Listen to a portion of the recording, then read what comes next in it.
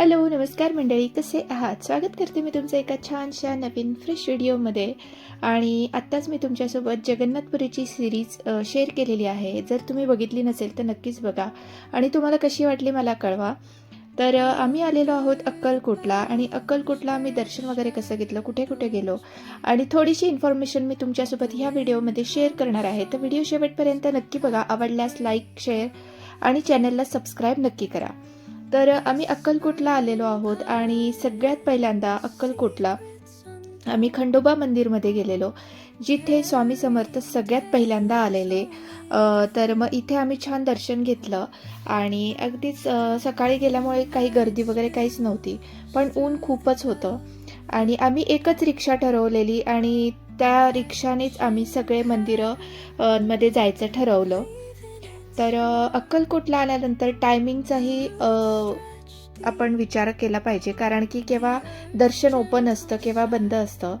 तर जे खंडोबा मंदिरचं दर्शन आहे ते सकाळी 6 ते 12पर्यंत आणि त्यानंतर दुपारनंतर 4 ते रात्री 9 वाजेपर्यंत ओपन असतं. तर तिथे आम्ही दर्शन घेतलं. त्यानंतर चोळाप्पा मठ, बाळाप्पा मठ या ठिकाणी तुम्ही जाऊ शकता. त्याच्यानंतर मेन वटवृक्ष जे स्वामी समर्थांचं मेन मंदिर आहे तिथेही तुम्ही जाऊ शकता.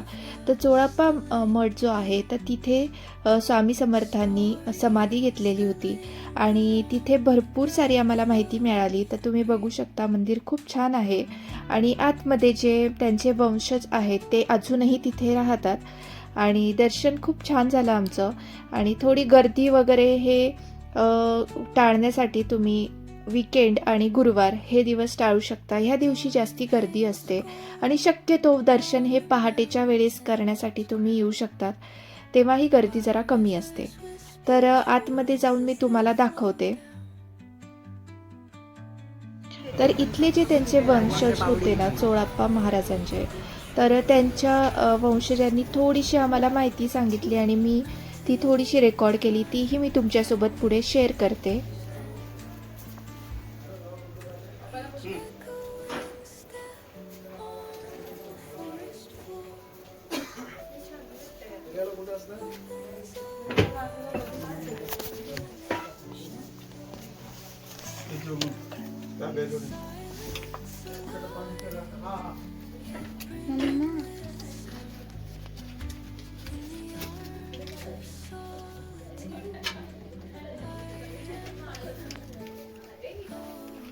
उघडून धुवून बघते, सगळी माकडांची पोट. नंतर स्वामीने आज्ञा दिली, ते 5व्या गुरुवारी काढलेले हे 4 फोटो ब्लॅक अँड व्हाईट. हे बघा, गुडघ्याच्या खाली हात आजान भाऊ. स्वामींची हाईट होती 7.5 फूट. हा स्वामींचा अंगारक, रुद्राक्षमा, दंड, कुऱ्हाड, पैता, त्रिशूळ, चौरी हवा घालायची. ते देवळामध्ये स्वामींची मूळ समाधीवरती फोटो दिसते ना, जशी आळंदीला ज्ञानेश्वर माऊली घेतले तशी संजीवनी समाधी. ती पहाटे 5 वाजता अशी ओपन उघडे ती समाधी, 5 ते 10:30 पर्यंत. त्याच्यानंतर मुकुट ठेवून सजावट असते. हा कट्टा होता ना स्वामी बसायचा, त्या वाड्यात झाली 167 वर्ष. हा, असं चला पुढे. चोळाप्पा महाराजांची 5वी-6वी पिढीचा.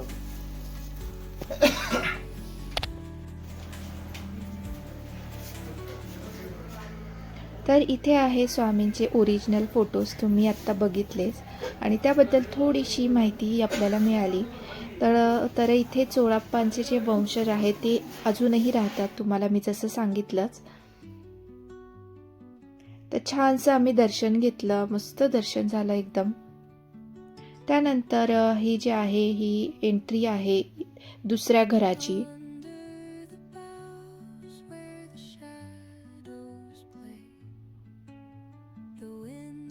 अगदी मस्त दर्शन वगैरे झालं. तुम्ही इथे अभिषेकही करू शकतात. तर सकाळी 7 ते 11 ह्या टायमात अभिषेक होतो.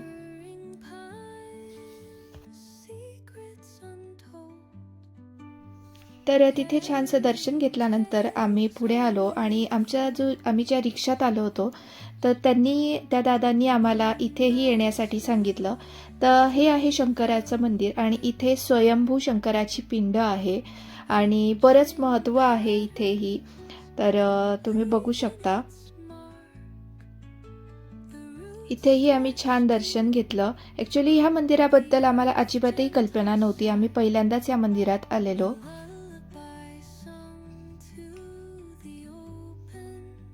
तर तुम्ही इथे इन्फॉर्मेशन पॉज करून वाचू शकता. त्यानंतर आम्ही तिथल्या दर्शनानंतर आम्ही बाळाप्पा मठ इथे आलो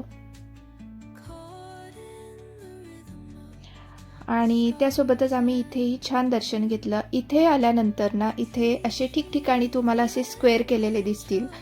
तर जेव्हा हा मठ पुन्हा नवीन बांधण्यासाठी इथे जेव्हा विचार वगैरे सुरू होते त्यावेळेस जेव्हा इथले कारागिरांनी बघितलं तर इथे स्वामींच्या पायाचे ठसे त्यांना दिसले आणि त्यामुळे हे सगळं असंच राहू देण्याचा फायनल विचार झाला. आणि तुम्ही बघू शकता स्वामींचे जे पावलं आहेत त्याचे ठसे अजूनही इथे आहेत आणि बरेच इथे असे स्क्वेअर केलेले आहेत. त्यांना असे कलर केलेला आहे व्हाईट याच्यानी.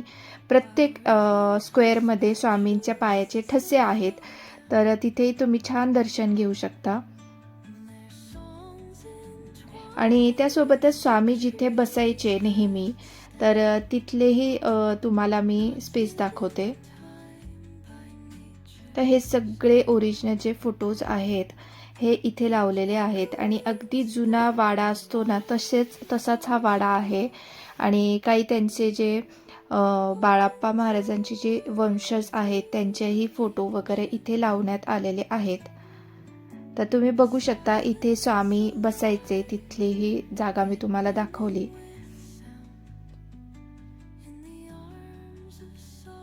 आणि इथे छान आम्ही दर्शन घेतलं.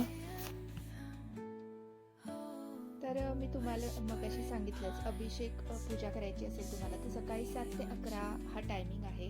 त्यासोबतच इथे अन्नछत्र सुद्धा आहे. तर ते सकाळचा टाइम आहे त्याचा 12 वाजता आणि रात्री 8 वाजता अशा 2 टाइम तुम्ही वटवृक्ष जे मंदिर आहे तिथे अन्नछत्र आहे तर तिथे तुम्ही प्रसादासाठी जाऊ शकता.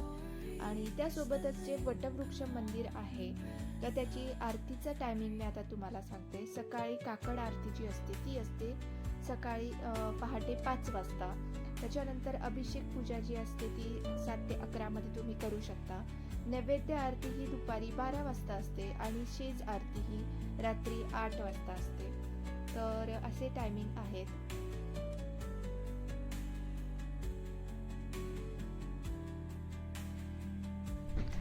तर आता आपलं दर्शन झालेलं आहे. तुम्हाला सगळ्या मंदिरांबद्दल मी माहिती सांगितली. त्यासोबतच अभिषेक तुम्हाला जर का करायचा असेल त्याचीही थोडीशी इन्फॉर्मेशन मी तुमच्यासोबत शेअर केली. तर आता राहायचं कुठे तर आम्ही राहिलेलो बेला भक्त निवास इथे. तर इथे नॉन AC रूमचे 900 रुपये आणि AC रूमचे 1800 रुपये असे होते. आणि रूम ठीकठाक होते, क्लीन होते आणि छान होते म्हणजे तुम्ही राहू शकता.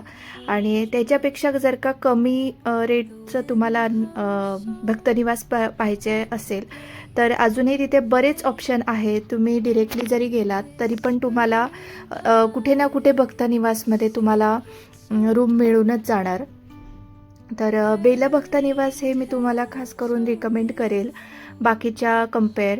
कारण की आम्ही 1-2 आधीही बघितले पण आम्हाला एवढं खास असं काय आवडलं नाही. कारण की लहान मुलं असल्यानंतर थोडंसं हायजेनिक वगैरे डास वगैरे नको अशा ठिकाणी आपण बघतो. तर त्या दृष्टीने आम्ही बेला भक्तनिवास इथे रूम घेतलेली.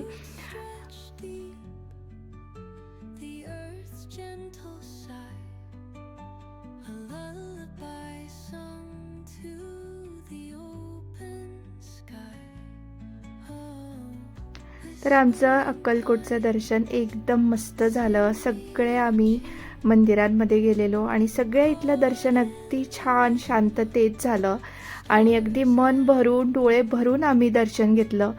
तर आम्ही 2दा जे मेन मंदिर आहे तिथे आम्ही 2दा वटवृक्ष मंदिरात आम्ही 2दा आलेलो आणि दोन्ही वेळेस आमचं अगदी निवांत अगदी छान दर्शन झालं.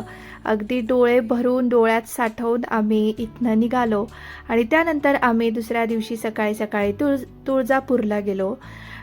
तर तुळजापूरला तुम्ही बघू शकता कार पार्किंग ही थोडीशी लांब आहे आणि त्यानंतर आपल्याला इकडनं असं वॉक करत यावं लागतं. इथे बरेच स्टॉल्स वगैरे आहेत, तर इथे तुम्ही ओटीचं वगैरे सामान घेऊ शकता, नारळ फुलं ह्या गोष्टी घेऊ शकतात. तर आम्हीही साडी, ओटीचं सामान वगैरे हे सगळ्या गोष्टी घेतल्या आणि त्यानंतर आत गेलो. तर आत भरपूर गर्दी होती, तुळजापूरला खूप गर्दी होती. अर्थात हे एक 3.5 पीठापैकी एक महत्त्वाचं असं देवस्थान आहे, त्यामुळे अर्थात इथे गर्दी तर असणारच. इवन अक्कलकोटलाही आम्ही लास्ट टाईम आलेलो, तिथेही खूप गर्दी होती, पण ह्या वेळेस आमचं अगदी शांततेत मस्त दर्शन झालं. पण तुळजापूरला गेल्यानंतर खूप आम्हाला वेळ लागला, साधारणपणे 2.5 तास आम्हाला लागले दर्शनासाठी. पण फायनली आमचं दर्शन खूप छान झालं, मस्त वाटलं एकदम. आणि त्याच्यानंतर बाहेर आल्यानंतर मी तुम्हाला थोडीशी तुळजाईची ही झलक दाखवते, तुम्ही दर्शन घेऊ शकता.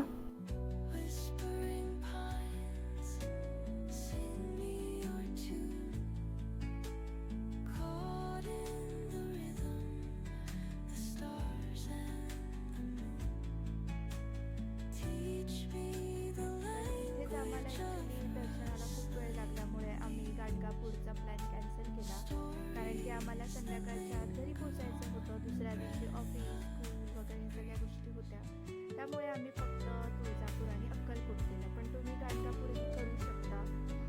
2 दिवसात 3 देवस्थानं आरामात होतात आणि जवळही आहे, त्यामुळे तुम्ही जाऊ शकता. त्यानुसार तुम्ही प्लॅनिंग करा. हे तुम्ही कन्सिडर करा की इथे साधारणपणे वेळ लागतो. इवन मुखदर्शन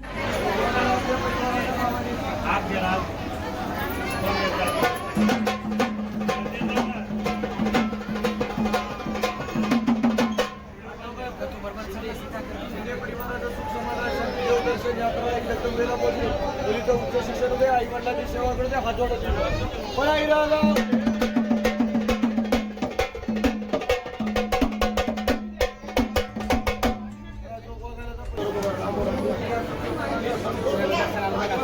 ती सुंदर मंदिर आहे, पूर्ण दगडी आहे, कोरीव काम केलेलं आहे आणि खूप छान वाटलं. आमचं दर्शनही खूप छान झालं आणि त्यासोबतच मन भरून देवीकडे बघितलं, डोळ्यात पूर्ण तिचं तेज साठवून घेतलं आणि मन एकदम प्रसन्न होतं. बाहेर येताना एकदम मनाला एक शांतता मिळाली होती आणि खूप छान वाटत होतं. हे फिलिंग काही वेळेस शब्दात व्यक्त करणं खूप कठीण असतं, पण फायनली आमचे 2 आम्हाला जिथे दर्शन छान आमचं व्हावं असं वाटत होतं, तर तिथे छान दर्शन झालं. आणि मी तुम्हाला जसं मगाशी म्हटलीच की बाहेर आल्यानंतर मी एक छोटीशी क्लिप तुमच्यासोबत शेअर करीन, तर ही ती क्लिप आहे. तर इथे मी भरपूर वेळ व्हिडिओ छोटासा काढला, तर तुम्ही इथेही दर्शन घेऊ शकतात. आणि त्यासोबतच आजचा व्हिडिओ मी इथेच एंड करते. तुम्हाला आजचा व्हिडिओ कसा वाटला मला नक्कीच कळवा. भेटूया आपण नवीन एका छानशा फ्रेश व्हिडिओमध्ये. तोपर्यंत स्वतःची काळजी घ्या आणि आनंदी राहा. बाय. थँक्यू.